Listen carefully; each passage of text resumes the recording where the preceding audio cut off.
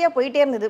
ஆனாலும் மனுஷன் லேட்டாக வந்தாலும் ஒரே டேக்கில் அவங்க சொல்கிற சீனை அவ்வளோ அழகாக நடித்து கொடுத்துட்டு போவாராம். இப்படி எல்லாம் பாசிட்டிவாக அப்போ பேசிகிட்டு இருந்தாங்க. நான் எப்போ சொல்கிறேன்னா 26 வருஷத்துக்கு முன்னாடி நடந்த விஷயங்களை மட்டும்தான் இப்போ நான் பேசிகிட்டு இருக்கேன்.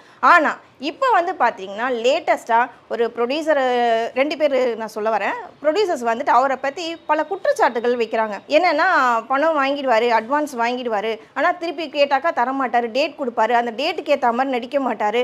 இந்த மாதிரி ஏகப்பட்ட குற்றச்சாட்டுகள் அவரை பற்றி சொல்லிக்கிட்டே இருக்காங்க. இதில் நான் என்ன சொல்ல வரேன்னா, அப்போ அவர் அந்த மாதிரி பண்ணார் இல்லையா, அந்த டைமே நீங்கள் அவர்கிட்ட போய் பேசியிருக்கலாம், சொல்லியிருக்கலாம். ஏன் சார் இப்படி பண்ணுறீங்க, நீங்கள் இந்த மாதிரி பண்ணிங்கன்னா நாங்கள் உங்களை கேன்சல் பண்ணிட்டு நாங்கள் வேறு ஹீரோவை போட்டுக்கோன்னு அப்பயும் அவங்க சொல்லியிருக்கலாம் இல்லையா.